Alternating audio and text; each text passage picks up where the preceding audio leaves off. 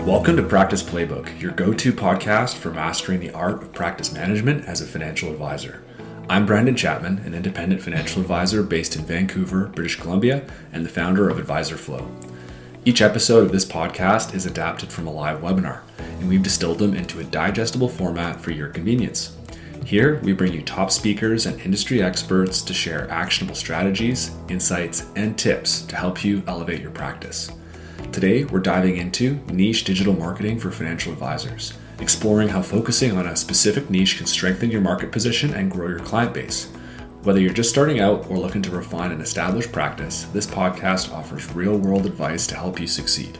Let's dive in. So today, we're diving deep into a webinar all about niche marketing for financial advisors, and we're going to be unpacking these really great insights from Natalie, and we've got a marketing guru, Angelina Hung, and AdvisorFlow founder, Brandon. And we're going to learn how to stand out in this crazy crowded market to attract your dream clients and streamline your practice with technology. It sounds like it's going to be a really informative session. Yeah, and I think you'll really enjoy it. And here's a stat that might surprise you. Niche firms are seeing a 58% higher average client growth rate than their non-niche counterparts. So get ready to uncover your unique value proposition and build a marketing strategy that actually works. So what I found really fascinating about Natalie's story is that it's not just about numbers, it's about the emotional impact of financial hardship. Right. She saw firsthand how a compassionate advisor can make a real difference in people's lives during times of crisis. Absolutely. And her parents faced some serious challenges. Her mom was on disability. Then her dad had a stroke. Oh, wow. And their income just completely stopped. Yeah. They had no insurance. And on top of that, there was this possibility of a genetic condition impacting the whole family. Oh, my goodness. It was this complete whirlwind of stress and uncertainty. Yeah, you can just imagine. Totally. And that's where the advisor stepped in. He didn't just offer financial solutions. He provided a sense of control, during this chaotic time. Right. He educated her on insurance and explained what to expect and empowered her to make informed decisions. It's amazing how, a knowledgeable advisor can bring that clarity and hope to such a difficult situation. Yeah, absolutely. No wonder Natalie is so passionate about helping other advisors make that same impact. Makes sense. Yeah. So this leads us perfectly into the idea of niching down. A lot of advisors worry that specialization will limit their client base, but Natalie's experience and research suggests the opposite is true. That's interesting because I can see how some advisors might hesitate to niche down, thinking, it'll just shrink their pool of potential clients in the webinar. She actually talked about an advisor named Brian, and he initially resisted the idea, and he actually said, and I quote, "I was worried about alienating potential clients." Right. Yeah. But Brian's story is a perfect example of how niching down can actually lead to significant growth. Okay. He ended up eliminating some services, raising his prices, and get this, his fees more than doubled. And he was focusing specifically on burned out professionals. So he went all in on that niche. Sure he did. I'm curious, what kind of results did he see after making that shift? Did specializing really make that much of a difference? It was a complete game changer for him. Not only did his fees increase, but he also saw a huge improvement in client focus. And most importantly, he started enjoying his work more. Wow. It really highlights how clarity and specialization can lead to greater success and fulfillment. Yeah, it seems like Brian's not alone in this. I mean, we mentioned earlier that niche firms have a 58% higher client growth rate. Yeah. It's a pretty compelling statistic. It is. It sounds like focusing on a specific niche allows advisors to really tailor their messaging and services to a group that truly values what they offer. Absolutely. It's about becoming the go-to expert for a particular audience. And Natalie's niche funnel framework provides a great roadmap for advisors to achieve that. Okay, let's unpack this niche funnel. It's a 3-step process, right? Yes. First, you niche down to get noticed by the right people. Then you position yourself with targeted branding that speaks directly to that niche. And finally, you create a niche-specific marketing strategy to reach your ideal clients. It sounds like a pretty straightforward framework. It is. I'm wondering, how did Brian, the advisor we talked about earlier, how did he apply these steps? What were some of his key takeaways? Well, he started with some deep self-reflection, figuring out his strengths, his passions, and what kind of clients he truly enjoyed working with. Okay.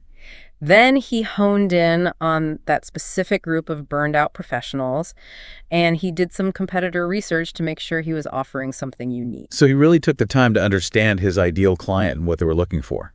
Exactly. And he didn't just stop there. He went on to craft a messaging strategy that spoke directly to the pain points and aspirations of his target audience. That sounds like a pretty transformative journey. It was. It's inspiring to see how taking those focused steps can lead to such positive results. It is. And I love that this framework provides a clear path for advisors to follow, taking the guesswork out of building a marketing strategy.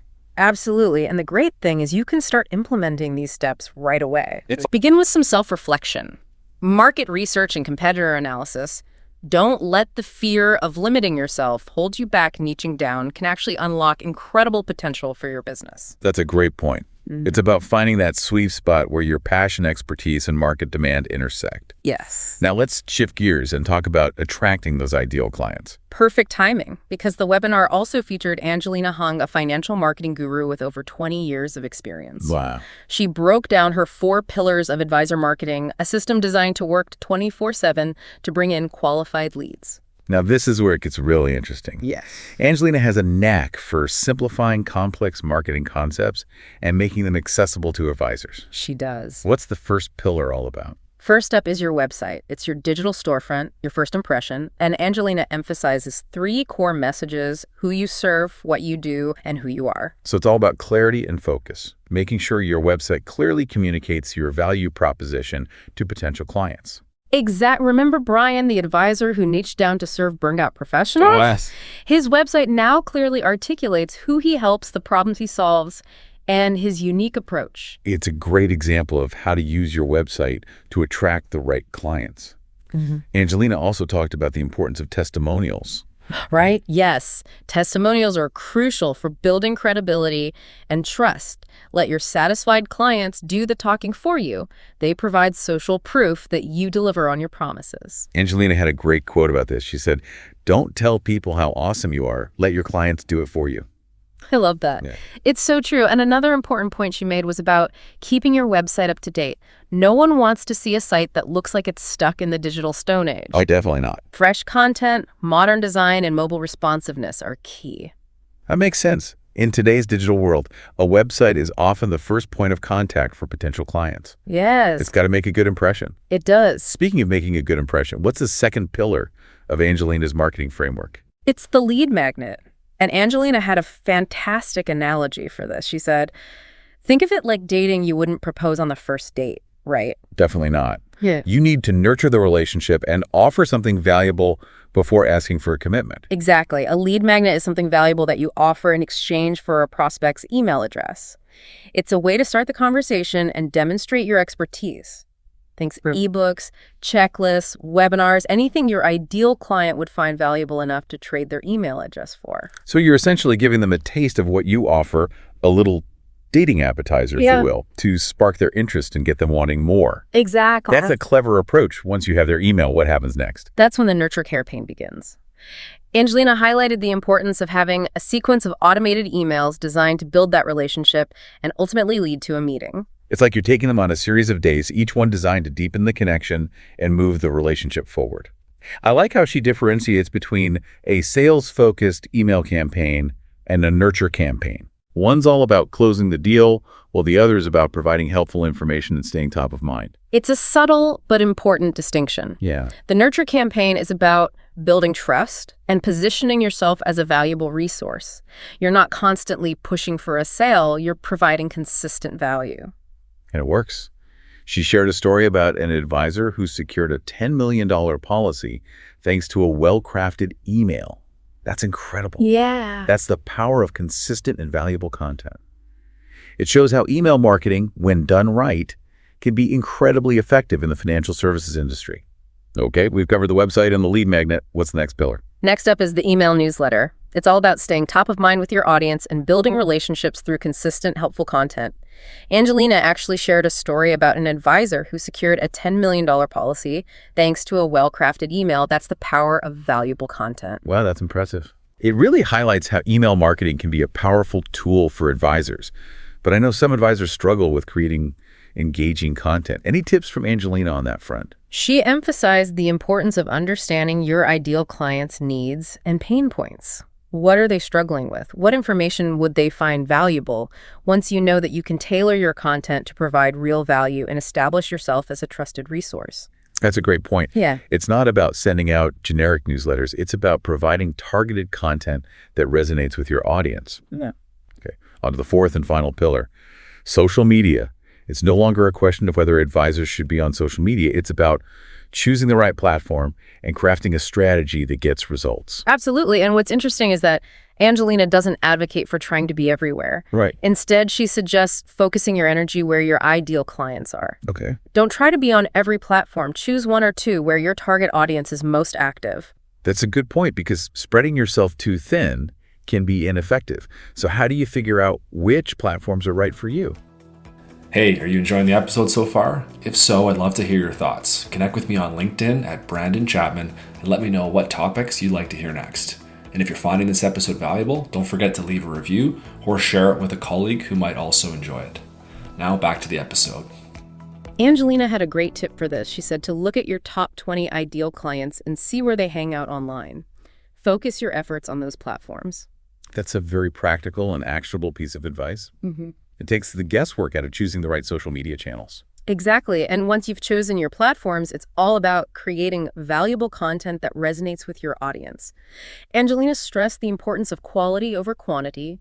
Don't get caught up in vanity metrics like follower count. Focus on providing content that addresses your ideal client's pain points, offers solutions, and establishes you as a thought leader in your niche. I think that's important for advisors to remember, because it's easy to get caught up in the numbers game on social media. It's not about being the most popular. It's about connecting with the right people and building meaningful relationships. Absolutely. And speaking of building relationships, let's move on to the next part of the webinar, where Brandon, the founder of AdvisorFlow, talked about how technology can be used to enhance the client experience and streamline your practice. That's a great segue, because we've talked about attracting ideal clients with a strong online presence. Now let's delve into making the onboarding process seamless with AdvisorFlow.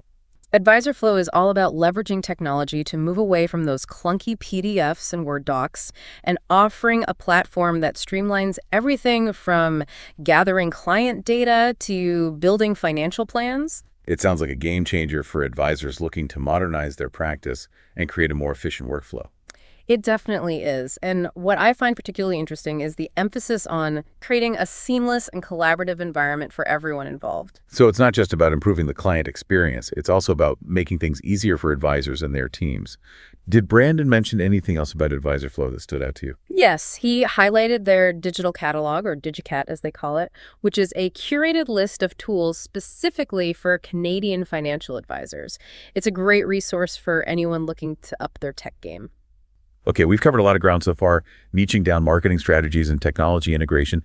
It's time to jump into the Q&A portion of the webinar, where we get to hear directly from advisors and address their specific questions and concerns. Jim asks if a firm can operate with two distinct niches. That's a great question, especially for firms with multiple advisors. Yeah, how does that work? So Natalie tackles this one head on, and she shares her experience working with a firm where they had 3 advisors, Okay. each with their own distinct niche. Interesting. And she stresses the importance of aligning those niches with the overall firm's values and their messaging. Yeah, I mean, you don't want to create this disjointed brand experience, right? Absolutely. It needs to feel cohesive. Yeah, it's about finding that balance between specialization and cohesion. Right.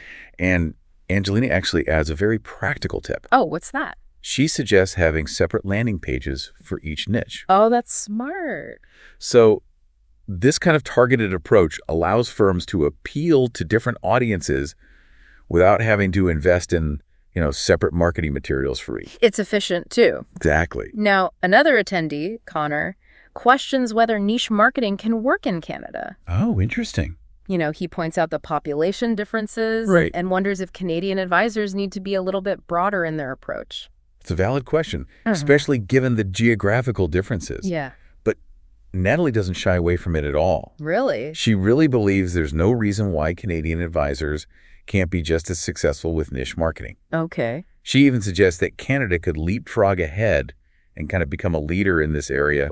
And Angelina backs her up, highlighting that the average book size for advisors in Canada is around 250 clients. So finding a niche that can support that number is definitely feasible. That makes sense. She even mentions that many niche advisors that she works with are so busy Really? that it's hard to even book a call with them. Wow. So their marketing is clearly working. That's the dream. That's what we want to hear. And Brandon chimes in here with a really crucial point. He says that once you have that strong niche, the internet allows you to really expand your geographical reach. Oh, that's interesting. So you're no longer limited by physical location. That's a game changer, especially for advisors in those less populated areas. It is. Another interesting question comes from Michael. He's confused about the whole quality over quantity advice for social media. Right. He says he's seeing a lot of emphasis on posting frequently. Yeah, how do you balance visibility with really valuable content? It's a common dilemma. It is. But Angelina's response, it's spot on. What does she say? She reiterates that social media is really about growing your business. Okay. Not your follower count. So those vanity metrics can be a distraction. They can be. Right. And while quantity can help with algorithm visibility, Yeah. it's the quality of your content that truly resonates. Right, because you can post 100 times a day. Yeah. But if it's not good content, if it's not valuable, If it's not resonating. it's not going to do anything for you. Right. So provide value, solve problems, speak your ideal client's language. She uses the example of like incorporating dentists Okay. who are in the growth stage of their business. Okay. So you're tailoring your content to their specific needs, and that makes a huge difference. It's all about knowing your audience, isn't it? Now, we have Ken, a seasoned advisor who's planning to sell his business soon, and he's wondering how to promote himself and his business to potential buyers. That's a good question. And Angelina suggests leveraging existing relationships, starting with his MGA or dealer, Okay. because they often have networks of advisors who are looking to buy. Right, so it's about tapping into those industry connections. Absolutely. But what about determining the value of his business? She recommends working with a business evaluator Oh, that's smart. to get a realistic assessment. Right. And this helps set expectations and find the right buyer. Yeah, because you don't want to go into it blind. And she really stresses the importance of finding someone who's going to build strong relationships with his existing clients. Right, because those relationships are so valuable. And it's about ensuring a smooth transition For sure. and continued care for those he's served for so long. Absolutely. Brandon adds a great point here Okay. about the importance of networking and finding someone who shares Ken's values. Right. It's about finding the right fit for Ken and his clients. Okay, so now another attendee asks about navigating working with all three experts if they already have a website. Oh, interesting. Okay, because many advisors do, right? And Natalie encourages booking a discovery call Okay. to discuss each individual situation. Makes sense. Because most of her clients, she says, already have websites Right, so it's about customizing the process. to meet specific needs. Right. And she emphasizes that her program really helps advisors develop a strong brand strategy, Okay. which they can then apply to their existing online presence and their marketing. So it's about creating a cohesive brand experience across all those touch points. Exactly. Makes sense. And Angelina adds that having that clear brand strategy in place really makes her team's marketing efforts much more effective. Right, because they know what they're working towards. They know who they're targeting. They know what message to convey. It allows them to focus on delivering the right message to the right audience. It's a team effort, Yeah. working together to achieve the advisor's goals. Well, that brings us to the end of the Q&A portion of the webinar. We've covered a lot of ground today, exploring everything from niche marketing to technology integration to succession planning. It's been a fascinating discussion packed with valuable insights for financial advisors. What were the key takeaways? What can our listener actually do after this deep dive? I think the most important takeaway is to really embrace the power of niching down.